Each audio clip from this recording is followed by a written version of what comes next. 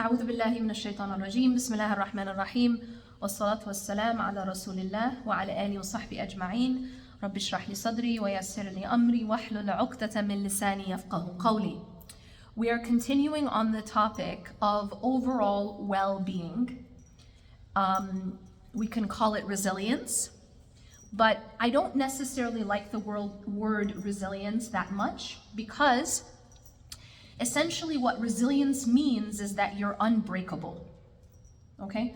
And the analogy that I use is that if you drop your phone and you have a very good case, it's gonna stay the same. It will not break, and you'll still be able to use it the same. But does your phone get stronger from the fall? Does it become more efficient, quicker? You know, it turns from an iPhone to a Samsung? Just kidding. No, the answer is no, right? So at best, resilience is the ability to just stay the same, right? But as human beings, we have something greater than that. We have something greater than just resilience. And the goal is actually not to stay the same. The goal is to grow. The goal is to change, and hopefully for the best. And so part of, you know, we talked about this last week, that sometimes when people want to be, I don't know, when they're uncomfortable with you, they'll say things like, you've changed, right? Especially this will happen when you're putting up boundaries. We talked about boundaries being something that some people aren't going to like if they want to take liberties and advantage, because boundaries are the door and the walls in your house. And someone who wants to come in at any time and do as they please aren't going to like it when you close your doors. They're not even going to like you to have a door. It'd be a lot easier if you had no doors and no walls, because then they can have full access. So changing is a good thing because it means that we're alive. When does something stop changing? When does something stop growing? And the answer is when it's dead, right? That's how you know that something's dead, is that it will not grow. You know, that the plant will no longer grow, and it will not change in that sense, right? So growth is our goal. It's not just about being unbreakable, but it's about falling, breaking perhaps, but being able to come back and grow through it. And this is why, you know, many of you are familiar with the term PTSD, right? Post-traumatic stress disorder, which is what happens after trauma if someone doesn't have the tools to be able to cope, etc. But then they also have discovered that there's something called post-traumatic growth, which is a type of growth that can also come after trauma. And so it's not, as human beings, we have the capacity to fall and actually become stronger after the fall.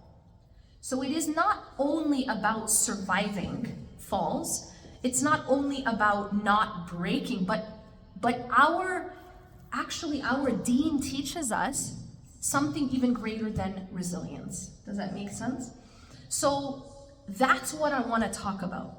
We began last week giving the analogy of a tree. And this I take from Surah Ibrahim, where Allah subhanahu wa ta'ala describes or likens the good word to the good tree. And he says, أَصْلُهَا ثَابِتْ وَفَرْعُهَا فِي السَّمَاءِ, that its foundation is established. It's strong. Its roots are strong. Asl. The asl is the foundation. وَفَرْعُهَا فِي السَّمَاءِ, and its branches reach the sky. And so, if we want to be like that solid tree, right, as human beings, someone comes and cuts off one of our branches, we have the ability to grow back, right? A wind comes around, a storm comes around, it doesn't uproot us. We have the ability to withstand storms. And just like the analogy of the Prophet ﷺ, he said that the believer in hardship is like a tender plant. It will bend in the wind and in the storms, but then it returns back to its position. It does not get broken. It does not snap. It does not get uprooted. It will bend. Okay, and there's a lot of depth to this analogy.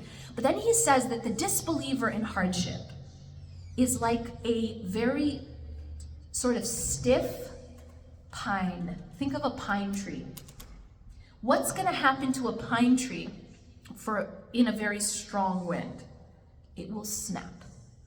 And this is the difference he's explaining to us between a believer in hardship who is soft enough that they can bend in the wind and then come back, versus someone who hardens up and therefore snaps. And this is an important lesson, because I'll tell you this. One of the secrets to withstanding, we'll say, beyond surviving, maybe thriving in storms, is actually softening up. Whereas many of us think that it's to harden. That many of us think that survival, and this is actually very much linked to some of the themes that we discussed last week about being in survival mode. We talked a little bit about the types of childhoods that we have and how that foundation affects the rest of our life. And sometimes when we grow up in environments that are not safe, and when I say that they are not safe, I don't only mean physically safe, but I mean they may not be emotionally safe. So sometimes people are like, well, I didn't experience any trauma because I wasn't hit, or I wasn't abused, right? But what is very important, and there's so much research about this, it's very important to understand that you can harm someone not only by hitting them or inflicting something on them. You can also harm someone by starving them, can't you? Right? Starvation can also kill a person. And so what many people don't realize is that the absence of the things that are necessary for emotional and psychological health, that is a form of trauma. Because every human being requires certain emotional needs must be met. Let's put it that way, okay? So the human being has the need to drink, to eat, to breathe. We all know this? You aren't sure? Yes. Human beings, just like they have that need, they also have emotional needs. And in order for the human being to be healthy, to develop, even for their brain to develop in the way that it was meant to develop, there are certain emotional needs that are necessary to be fulfilled, okay? When those emotional needs are not fulfilled, or when the child grows up in an environment where it is unsafe physically or emotionally, in an environment where there is no attention given to the emotions of that child, right?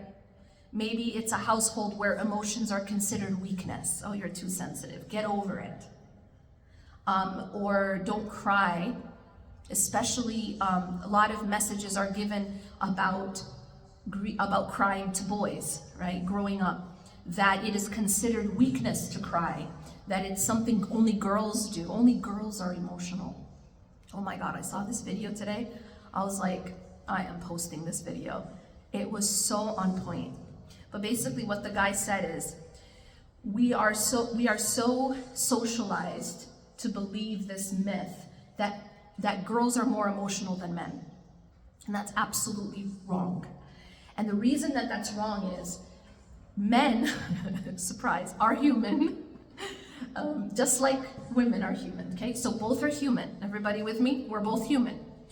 And since we are both human, we are both created with something called emotions. And so long as you are a healthy human being, you will have emotions. The difference between boys and girls, men and women, is that typically women are because they're not shamed for having emotions, because it's kind of like, oh, they're just being a girl, right? They're being women. Oh, they're emotional, right? So women become a lot more comfortable with their own emotions. And when I say comfortable, they develop a lot more what is the most important thing in this whole equation, and I want you to remember this, it's called emotional regulation.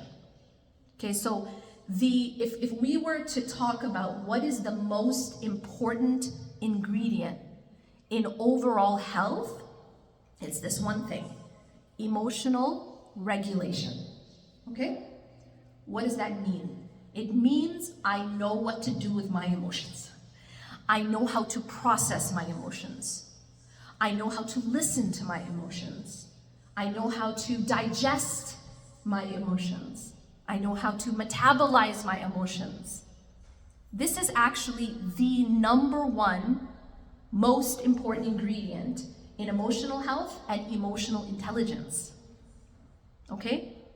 So now you take boys and you take girls. Now imagine that you've told this second type of human called men their entire life that emotions are for girls. So now they don't know what to do with theirs. They still have them. Because why? Because we all agreed they are human. Therefore, they still have emotions, but they were not given the permission and they were not given the tools to know what to do with them. And so what happens as a result is that they suppress them, or the majority of them. And the only emotion that is sort of socially acceptable for them to show is what? Anger. Now, very interesting. What does the Prophet ﷺ say about unregulated anger? He actually asked his companions, who is the strong person? And they said, the one who can wrestle well. And he said, no.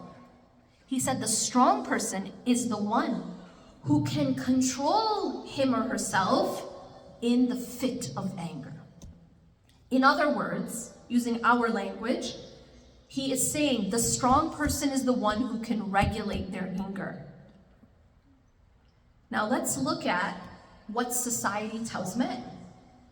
Well, society basically tells men, you're not allowed to cry, you're not allowed to show fear or sadness or grief or embarrassment or really any emotion. The only emotion you're allowed to show is anger. And so if you've suppressed all the other emotions and you literally don't know what to do with them, what happens is they all build up inside. And when they build up inside, do you guys remember the cheesecake example? Yeah? To remind you, the cheesecake example is you took this cheesecake, which symbolizes emotion here, and you put it in your purse, and you zip it up really tightly, and you say, what cheesecake? Right? See no cheesecake, there's no cheesecake, right? Wrong. The cheesecake, what happens to it stuck in your bag? Well, after a day, it's really messy in there, but what happens when it's stuck in your bag after a week? What happens after a month? What happens after decades? Well, it turns poison. And this is actually what happens to a person who doesn't know how to digest all this built up emotion. Does that make sense? And so when we talk about women are more emotional, no, that's not true. Both men and women are emotional. The difference is that we've been socialized to believe that it's acceptable to have emotions, it's acceptable to cry, it's acceptable to feel sad, and therefore we've learned more tools and we have more practice at digesting the cheesecake. A little bit at least. But depending on the environment we grew up in, here's what happens when it's unsafe. You guys ready? Here's what happens when it's unsafe. We learn something called survival or coping mechanisms. All right, this is where we hear terms like fight or flight. Do you guys remember the 4 F's that we talked about last week? Pop quiz. Does anyone remember? You can't answer. Fight, that's the lion in front of you. You're gonna fight it. Flight, see ya, run away. What were the other 2? Fawn. What's fawn? Try to appease the lion. People pleasing. You know, you really don't have to eat me, lion. I got McDonald's in the car. You're trying to appease the lion. So this is how you keep yourself safe. Now, I mentioned this one and I emphasize this one because this is one that is very common with women. Very common with women. And part of the reason why it's so common with women is just like men are socialized to be sort of shamed if they show emotion other than anger, women are often shamed if they show anger. I know you're just like, what? And this is very interesting. Do you remember the study I shared last week? That there is a link between, a recent study that showed there's a link between autoimmune disease and the suppression of healthy anger. And a lot of times when people hear this, they're actually confused by that term. I mentioned that I was speaking to a friend of mine in Malaysia, and she was like, is that such a thing? Healthy anger? I thought all anger was unhealthy. I thought all anger is bad. And this is what we believe. This is what we've been taught. But the reality is, anger is a healthy emotion that serves a purpose. When does anger become toxic? When does anger become toxic?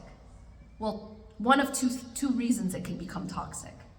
One is if you suppress it, or 2, the opposite extreme, if you have no control or regulation over it. Make sense? What are we supposed to do with anger? Does anyone know? Number 1, we're actually supposed to listen to it. And then we're supposed to regulate it, just like every other emotion. We cannot allow anger or any other emotion to control us. We have to control the emotion. But the problem is, now I want to give you guys this example. When someone doesn't have the tools to regulate or process an emotion, this is why many people go directly to suppress it. Suppress it.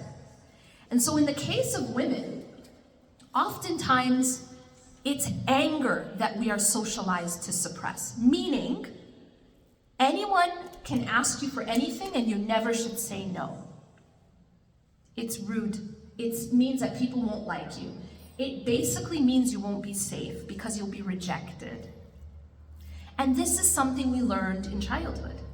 We learned that the only way we're going to be accepted, the only way we're going to be loved, the only way we're going to be safe is if we people please. Meaning, we just make sure that we are always appeasing and pleasing the people around us.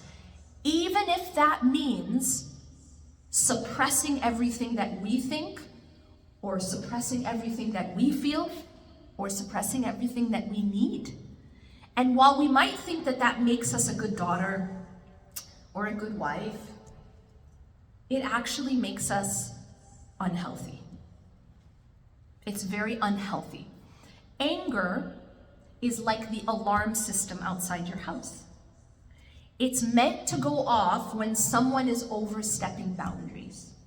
Remember, the walls are the boundaries. If someone breaks into your house, meaning breaks into the boundaries, the alarm should go off. The alarm is the anger. Now imagine that you've taken out the batteries from the alarm system. How many people have done that in their own alarm system? Taken out the batteries. Anger is unacceptable.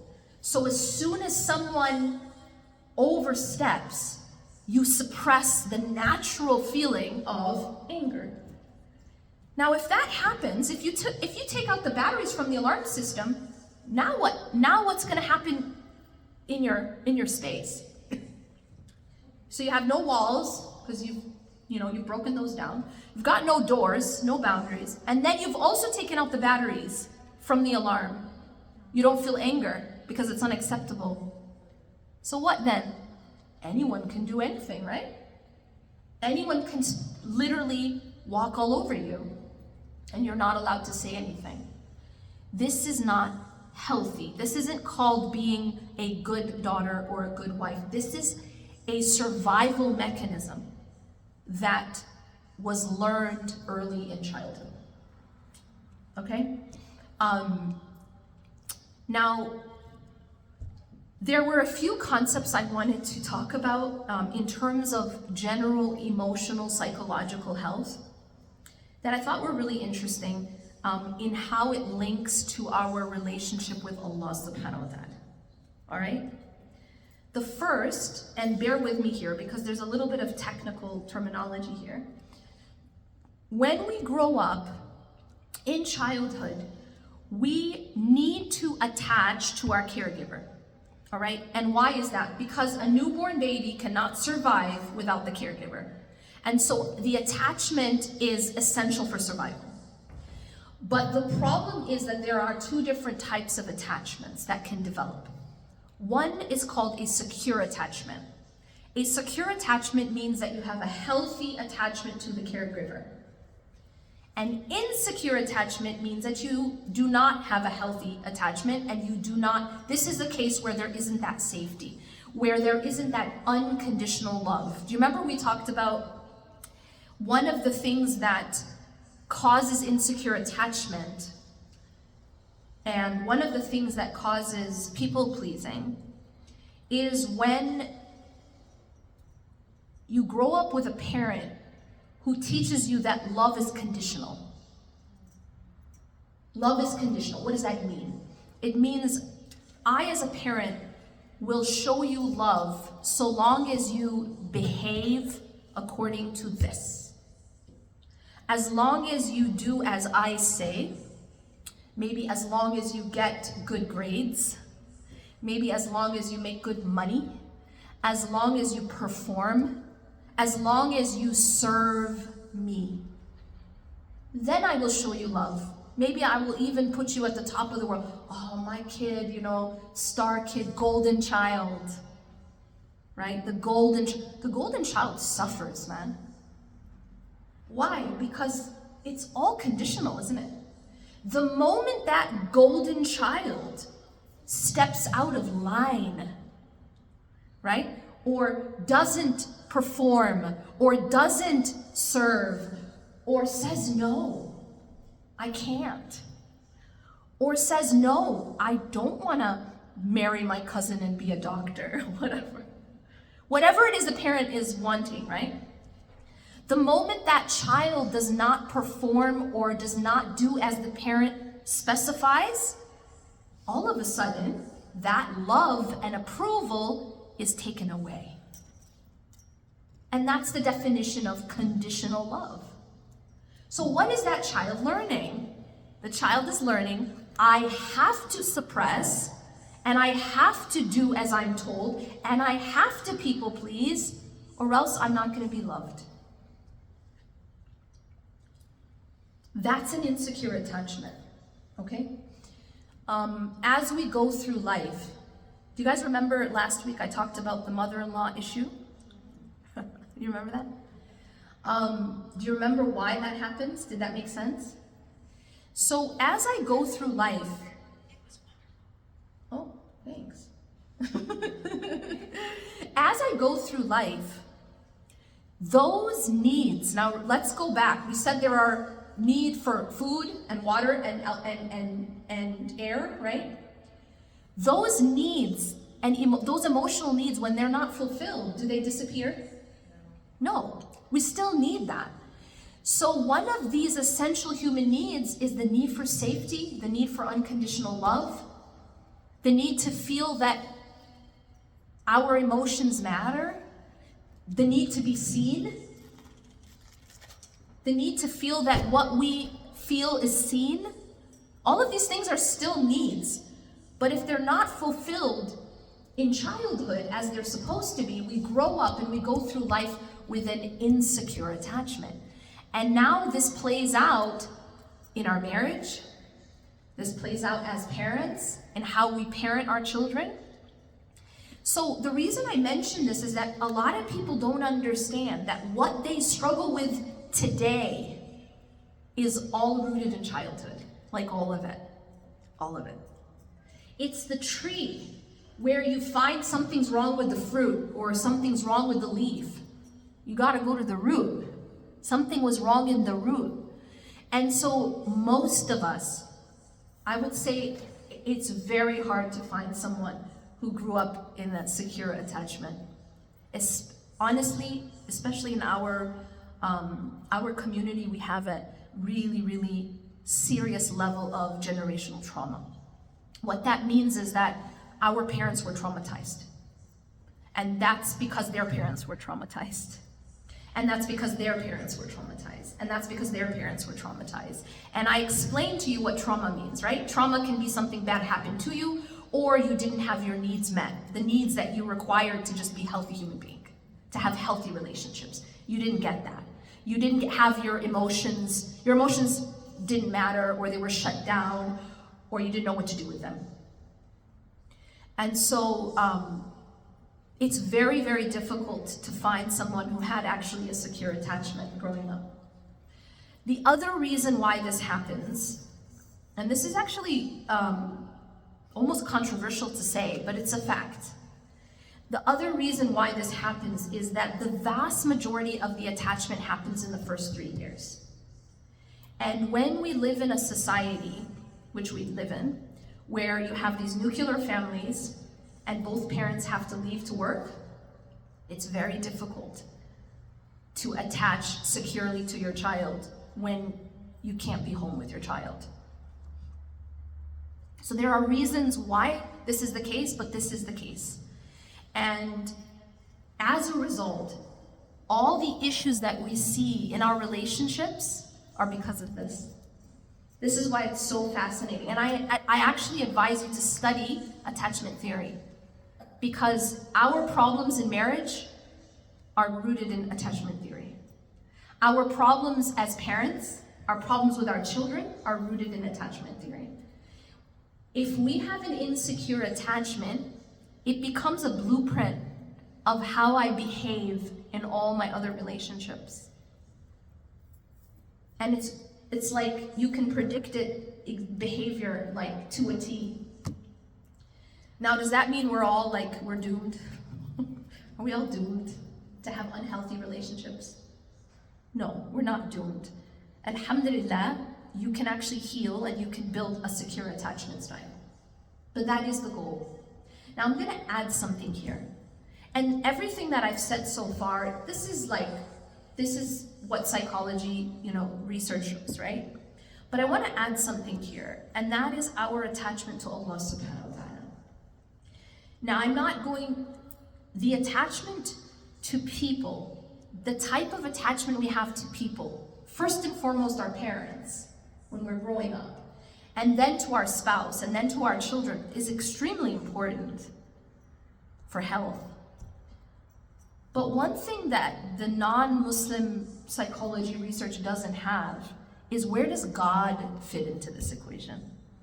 Where does Allah subhanahu wa ta'ala fit into this equation? And actually that's an essential part. And one thing that I've learned, I'll tell you my own personal journey, right? So see this book here, Reclaim Your Heart? Has anyone read this?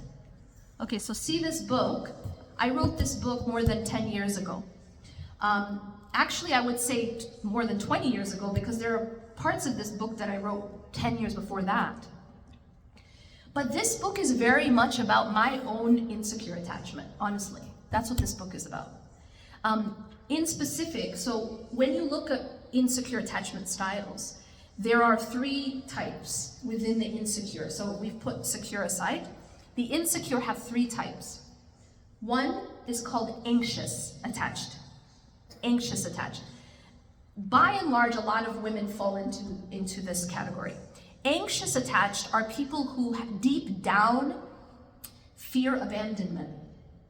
They have an abandonment wound. That's the core wound. Basically, someone in their life early on abandoned them physically or emotionally. Got it? And that then develops into an anxious attachment style. These are the people who are always worried that someone is mad at them. Are you mad at me? Did I do something? Are you okay? Is everything okay? They're very anxious in the way that they attach. They're more they cling more, they chase more. These are people who some might call needier, right? That's the anxious attachment style. They're very worried about disconnection or abandonment. They always want to be close, right? And they're very anxious about this. They're very preoccupied with this, okay? There's another insecure attachment style called avoidant. Now, avoidant is the opposite. Avoidants don't want to get close. Avoidants are actually very uncomfortable with intimacy. They want distance. They want their own space. Now, is any of this sounding like one is attracting the other? I just love the way that works. But that's what happens. And usually one is the woman and one is the man. But this is how it happens. Why? How did a person become anxiously attached? We said there was an abandonment wound. Somebody abandoned them, either emotionally or physically, so they're afraid, they're terrified of disconnection. They're terrified of distance because you might leave me. You might not approve of me. You might realize that you don't want to be with me. You might realize that I'm not good enough or that I'm too much. It's very interesting because a lot of women have this deep fear of being too much.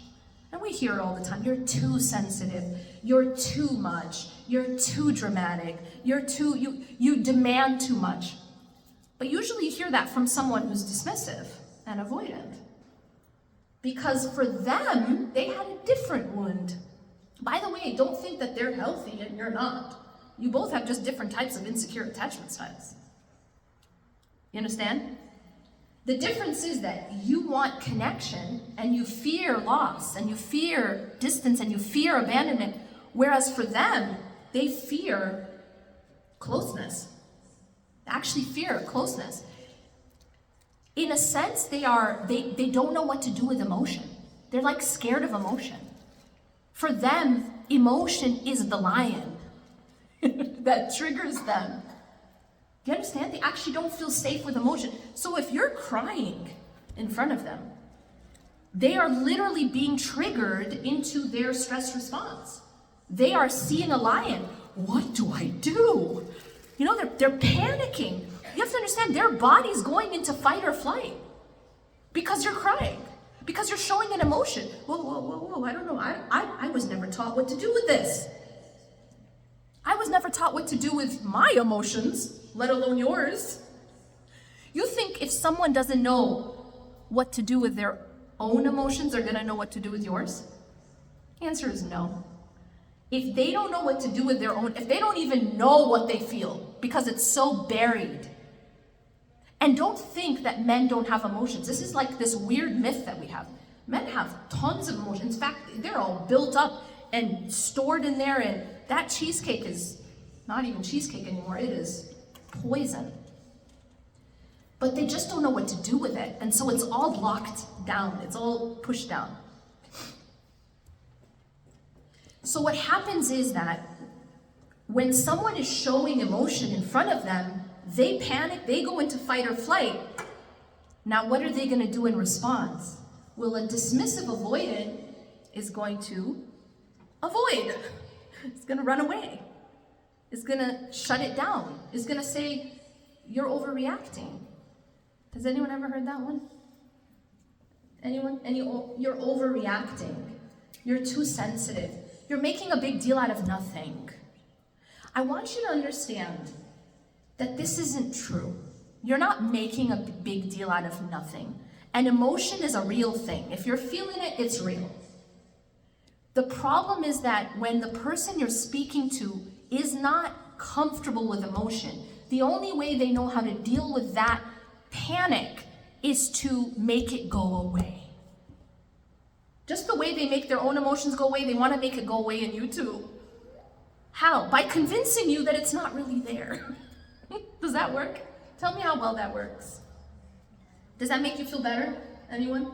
Has anyone ever felt better because someone told them that they shouldn't feel a certain way? You probably get more upset.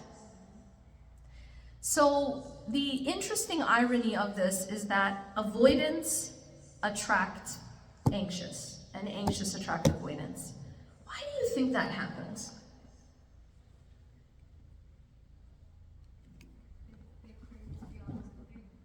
That's true. They are actually because they're missing the opposite thing. So a lot of times an anxious person will be drawn to someone because they seem calm, right? Well, that's all great until you're upset about something and then you want them to stop acting so calm.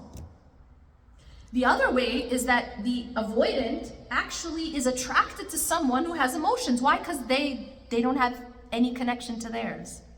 They've like taken a giant scissors and severed the connection between themselves and their own emotions.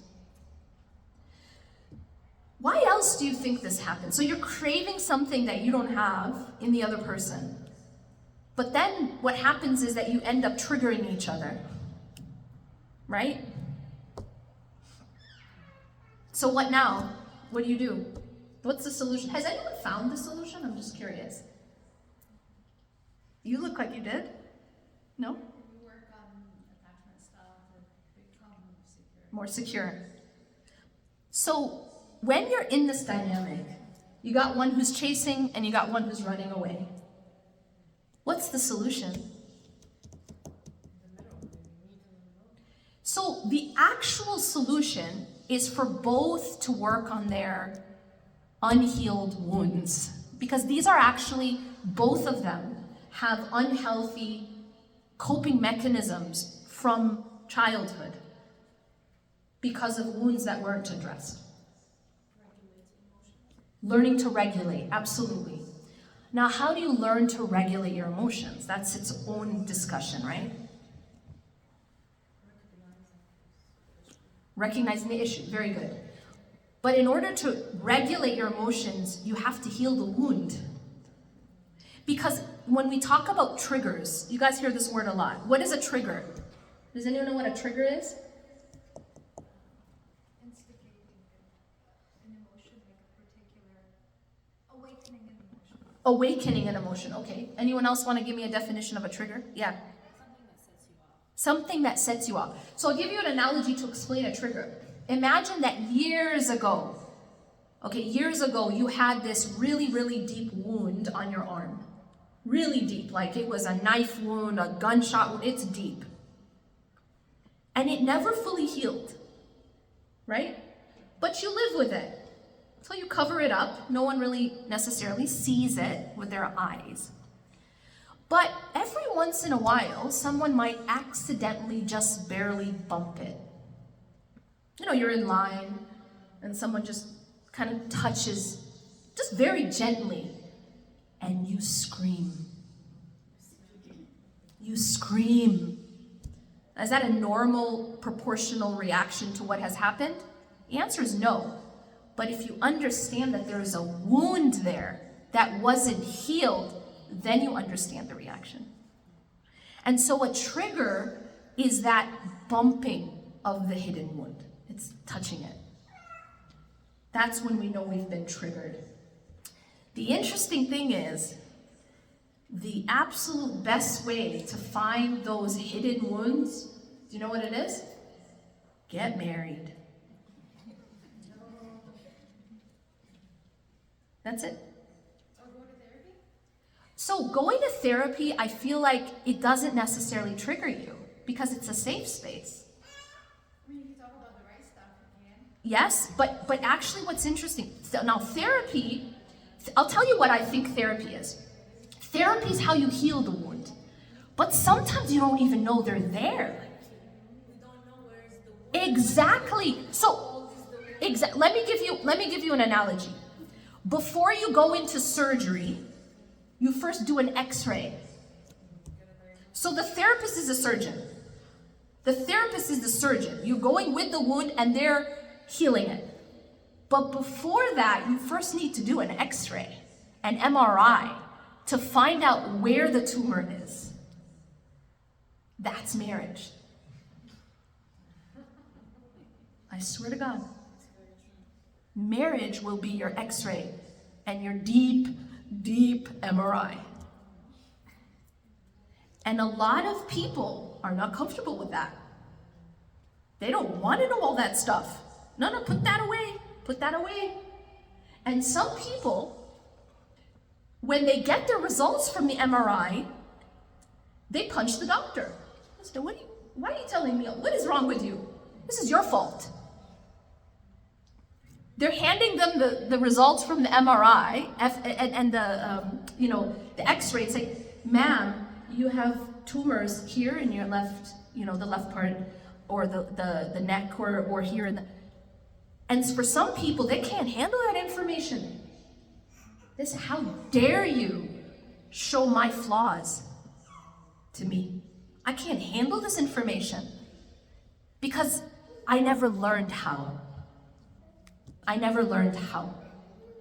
It's like someone telling you, ma'am, you have cancer, but it can be healed, but you don't even want to hear it. You want to slap the doctor for how dare they show you where your tumor is. And this is unfortunately how many people react within marriage when they get their X-ray results. So the only way to break out of this cycle is to take those X-ray results and take accountability for them. Not to blame. Not to blame. Not to say, no, it's your fault, doctor. You made a mistake. Or maybe you caused you put the tumor there. That's a high level of consciousness. And that's where emotional maturity comes in. That is the definition of emotional maturity and emotional intelligence and regulation. That is what our goal is. Because without that, I'll tell you what happens. You're gonna slap that doctor. Maybe you leave that doctor and you go to a new clinic. You go to a new marriage, a new relationship. You're gonna get the same exact X-ray machine results again because it's in you. It's not in the other person, it's in you. And so you go to the next one and the same pattern repeats. And you will continue to repeat these patterns until you do different. Until you accept. And this is where one of the most important parts of this is called accountability. Accountability. And you know what's so powerful? When you look at the difference between Adam alayhi salam and Iblis, can someone tell me what the difference is? Honestly, Allah tells us a story where you have Adam alayhi salam on the one hand who was told, do not eat from this tree. And what did he do? He ate from that very tree, did he not? And then you have Iblis on the other hand, who was commanded to bow, to make sajda, and he refused. So you have someone who broke the rule here and someone who broke the rule here. What's the difference? Accountability. Because that's it. That's the difference. If you really understand that, you will never ever want to be like Shaitan. Shaitan refused to take accountability. Shaitan blamed everyone but himself. And that's what we do sometimes. Right? Oh, it's your fault. You caused that. You're the problem. Shaitan actually blamed Allah when he disobeyed. He said, because you have kicked me out, It's like a whining child, you know? Because you have victim mentality. Victim mentality. Oh, woe is me, you know, I'm the victim. No accountability. Allah, you did this to me. I'm the victim. You wronged me, Ya Allah. And then he says, because you kicked me out, you wronged me, guess what I'm gonna do? I'm gonna attack your slaves on the straight path. I'm gonna try to take them with me to hell. Like, look at the attitude. But sometimes as human beings, we act just like that. That's the path of shaitan. No accountability, just blame. But look at Adam alayhi salam. Adam alayhi salam, رَبَّنَا ظَلَمْنَا أَنفُسَنَا وَإِن لَمْ تَغْفِرْ لَنَا وَتَرْحَمْنَا لَنَكُونَنَّ مِنَ الْخَاسِرِينَ. Our Lord, we wronged our own selves. Look at the accountability. Couldn't he have even blamed shaitan? I mean, literally, we know shaitan is the one who deceived them. فَأَزَلَّهُمَ الشَّيْطَانِ, Allah says. Shaitan made them slip. He deceived them, he whispered. But Adam doesn't try to blame shaitan because he knows he had a choice and he takes accountability. He says, رَبَّنَا ظَلَمْنَا أَنفُسَنَا. Ya Allah, our Lord, we wronged our own selves. وَإِن لَمْ تَغْفِرْ لَنَا وَتَرْحَمْنَا لَنَكُونَنَّ مِنَ الْخَاسِرِينَ. And if you do not forgive us and have mercy on us, we will indeed be among the losers. So there's two important components here. The first is accountability. And the second is humility and hope. Accountability, humility, and hope. He had the humility to admit his mistake. Shaitan was arrogant and refused to admit his mistake. But then he also had hope. This is so important. You know, Iblis, the word Iblis comes from the root word ablasa, which means to despair. Shaitan is the one who encourages us to fall into despair. Oh, you've committed so many sins, Allah's not going to forgive you. Oh, you're too far away, you're too damaged. You're too damaged to heal. You're too broken to fix it. This is shaitan, that's what shaitan did. Ablasa, he despaired. Adam did not. Adam did not. He says, if you do not forgive us and have mercy on us, we will be among the losers. He had hope in Allah's forgiveness and mercy. And guess what happened next? Anyone know the story? Not only is he forgiven, what happens? He is sent to earth to be a prophet. Does that not blow your mind? This is after he slipped. Have you ever thought about that?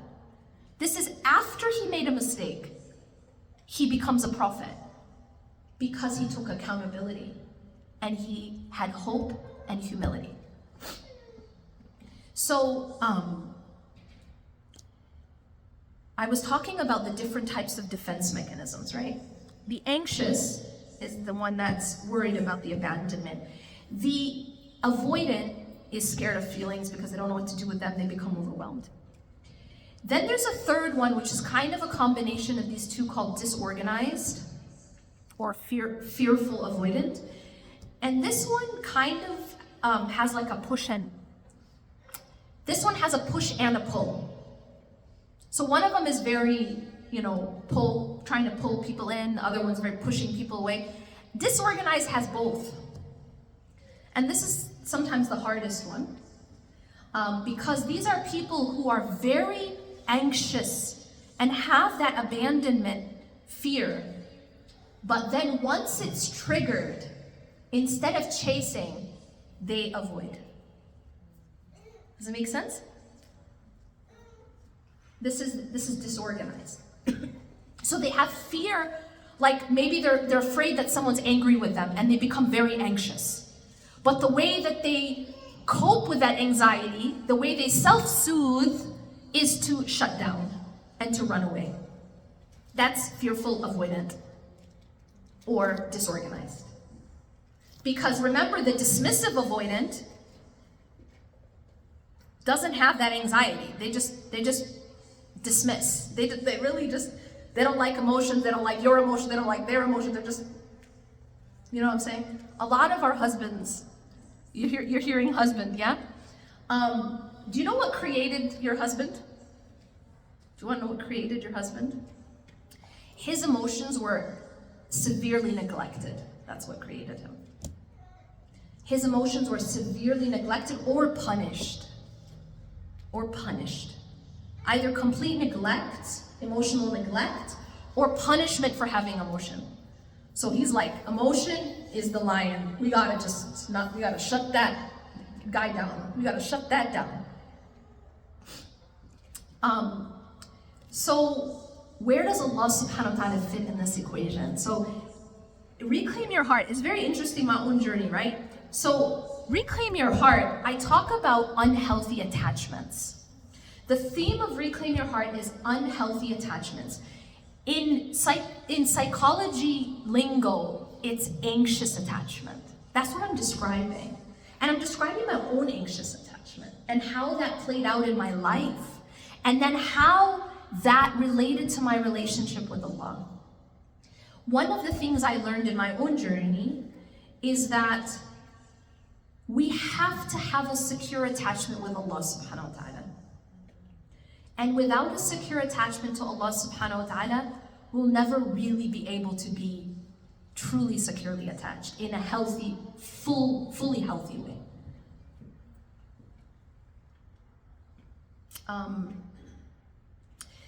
So it makes sense if you read it, but one of the things that I described is that I used to put all of my hope and all of my expectations in relationships.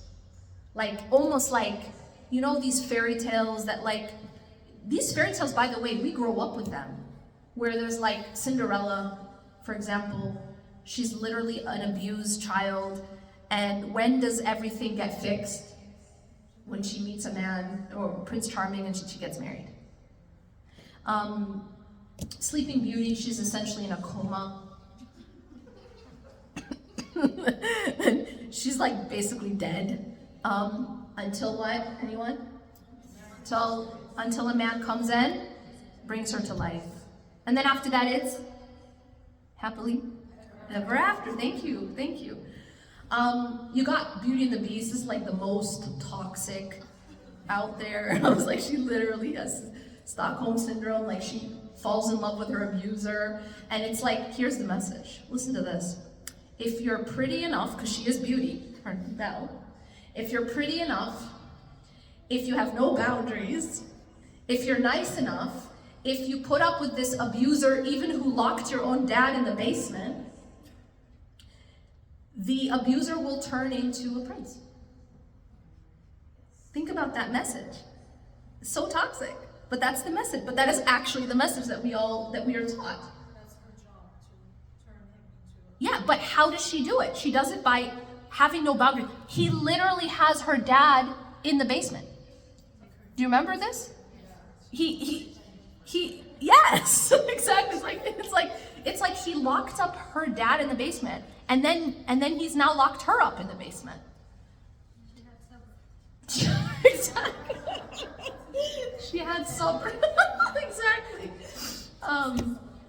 Yeah, exactly. Anyway, I do want to pause here because I want to have a time for questions. We will continue this discussion next Wednesday, inshallah. And because I'm in town, I'll probably try to continue the halakas after Ramadan. But we will discuss the timing. Does this time work after Ramadan for you guys? Yes? It's good? Thumbs up? Okay, we might just keep the same. No, not for you. We'll talk about, why is it different in Ramadan? Later is better? What if it's a potluck? Food? We can talk about it, but I think it's nice to have the social aspect too. But let me just pause there. أقول قولي هذا واستغفر الله لي ولكم إنه غفور رحيم سبحانك اللهم وبحمدك أشهد أن لا إله إلا أنت أستغفرك وأتوب إليك. I want to add one quick thing before I open it up for questions. So some of the main themes that psychologists are talking about today is, like I said, emotional regulation, safety, being seen, right? Having someone hold space for you, understand you, empathize. What's so powerful about all of these things is that these are all things Allah can do for us. All of these things. And I want to get more in detail about how Allah does these things for His Prophet in the Quran. It's very profound. But there's many ayat that I want to cover, inshallah. I'll do that next week.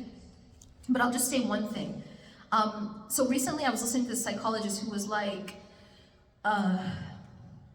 why do we fall into anxiety sometimes? We fall into anxiety because we get stuck in this loop of what if? What if? And then we like get stuck in it, right? What if this? What if that? What if then? What if then this? What if? And we play it out in our mind, right? The what ifs. And so she goes, the way to break out of that is to change the what if, listen to this, to change the what if to even if. That's profound. What does that mean? It means, okay, so this great fear that I have, even if it happens, I can still survive it. Now, what's interesting about what she's saying is, what does she mean? She means rely on your own competence. Rely on your own ability. Even if this happens, you got this. Well, that's missing something very important. And that's why it won't really fully work, is that you don't got this. You need Allah subhanahu wa ta'ala. And so the most powerful even if isn't I got this, it's Allah's got me. Does that make sense? That even if this happens, Allah's got me. That's actually the way to find safety. Exactly. Tafweet, tawakkul. It's to say that even if this thing happens, Allah's got me. It's not even if this thing happens, I got it. I got this. Oh, that won't work. That won't work. Musa alayhi salam in front of the Red Sea. Remember, all the people around him are freaking out. They're panicking. فَلَمَّا قَرَأَ الْجَمْعَانِ قَالَ أَصْحَابُ مُوسَى إِنَّا لَمُدْرَكُونَ. That when the people of Musa see the army of Pharaoh approaching, they're like, we're going to be overtaken. They're panicking. Why? Because they're looking at the army and they're like, they're stronger. This is Pharaoh. We got nothing. قَالَ كَلَّا. But Musa ﷺ says, no, absolutely not. Why is he so confident? Is it because he's so strong? Is he like, no, by no means, I got this. Oh, I got you, right? I'm really strong. I actually just touched a man and he died. No, he doesn't say that. Oh, I got the staff, right? My staff is powerful. No. He said, قَالَ كَلَّا إِنَّ مَعِيَ رَبِّي سَيَهْدِي. This is why he's so confident, because he says, indeed, my Rabb, my Lord is with me. And he will get me through this, whatever it is. He will get me through this. That's how we actually find security. Real, deep-rooted security. All right, inshallah, I'll pause there. Anyone have any questions or reflections? Yes? My question is, how did you deal your anxious attachment style with, Oh, great question. Well, you got to read the rest of the books. It was a really long and very horrific journey, if I'm honest. It was awful. It was awful. And I think it was awful because I didn't have the support. I didn't have the direction. Today I have to say, y'all are so lucky. Like, you literally open Instagram and there's all these like tools.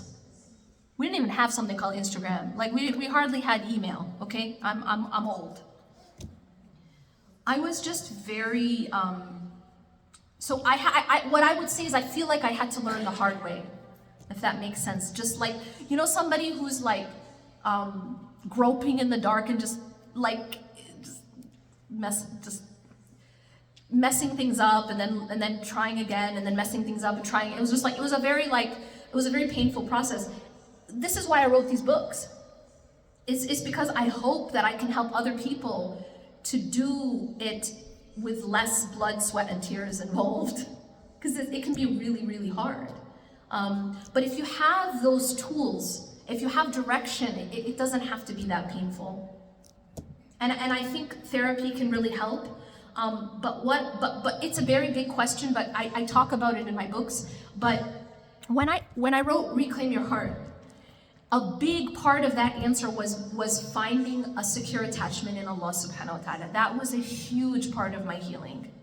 Because I had that anxious attachment to people, I found the secure attachment in Allah. I had not found it to people yet. I had not. When I wrote this book, I had not. I had not. It wasn't there. But what I did to heal was I found a secure attachment to Allah subhanahu wa ta'ala. And that's how I got through. And that's how I wrote this book. It looked like even if Allah's got me, that's what it looked like. It looked like Kalla inna ma'i rabbi sayahdin. That ayah, that statement of Musa alayhi salam got me through a lot. It was that concept of tawakkul. It was tawakkul. It was like, whatever is gonna happen, Allah's gonna get me through this. That was it. That was absolutely it. Whatever it is. Everyone can say, you're doomed, this is gonna be the end of your life, everyone can say that. But I have to know with full certainty that Allah's got me. No matter what happens. Honestly, that's what got me through. So this phase, this era, it was finding that security in Allah, and you can see it all throughout the book. The whole book is just that. That's the entire theme of the book. Is when you have this insecure attachment to people, how you have to find that security in Allah subhanahu wa ta'ala. All right. So that was how I healed. A big part in that part of my life. Then I wrote these books because I think that what happened after that is that I started to develop healthier relationships with people as well. And that's where the healing in terms of secure attachment to people happened. And a lot of that was talked about in Healing the Emptiness. How to be healthy psychologically, socially, environmentally, in your thinking. A lot of my thinking wasn't necessarily healthy. I think my thinking about Allah subhanahu wa ta'ala was healthy in this era, in this time. But my relate with people, it wasn't healthy. Like I still had a lot of toxic thinking patterns. I used to focus a lot on what I don't want or what I don't like, or, you know, things that are going wrong.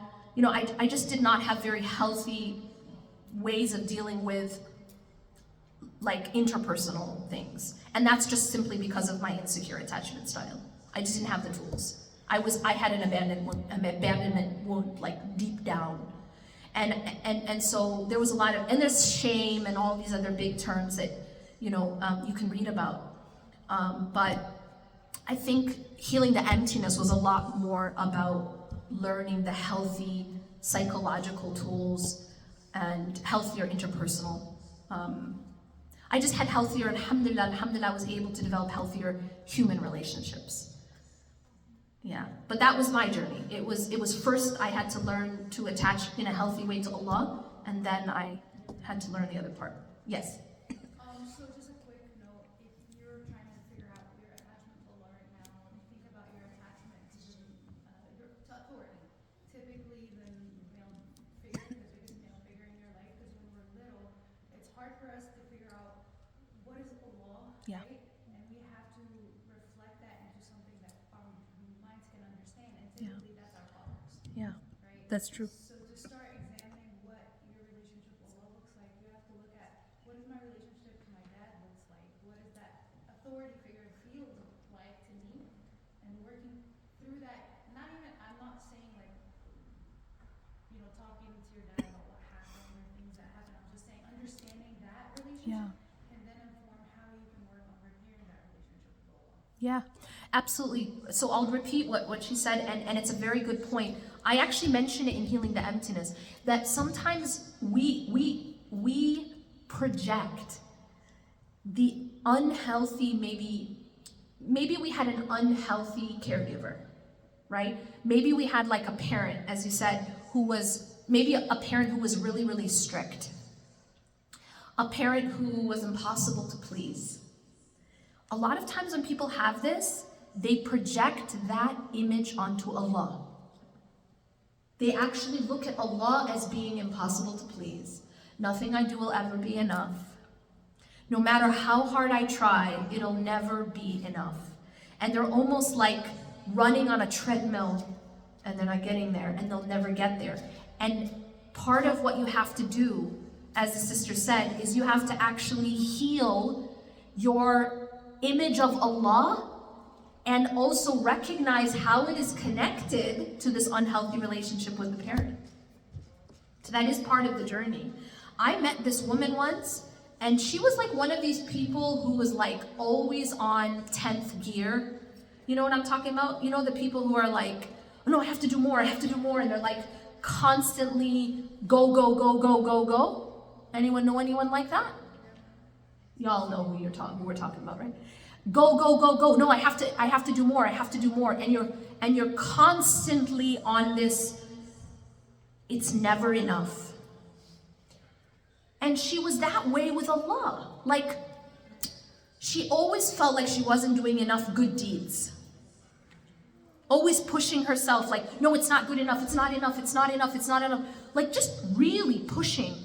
And when I dug deeper, she had a dad who was impossible to please. She had a dad who was just so critical and so impossible to say that, you know, you're good enough. Like nothing was ever good enough. And so as a result, she literally thought about Allah like that. She projected that image onto Allah. And she thought that nothing I do will ever be enough to please Allah. And it really had to do with the original caretaker and the relationship with that parent. So that is very relevant.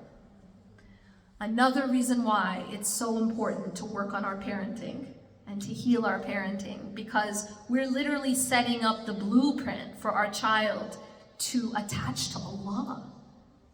And it is very much a reflection of their attachment to us. All right, I think we will stop there so people can have time to make their du'as. Okay, where are the humans? Okay, we'll stop there. I think they're waiting for us. Okay. سبحانك اللهم وبحمدك أشهد أن لا إله إلا أنت أستغفرك وأتوب إليك.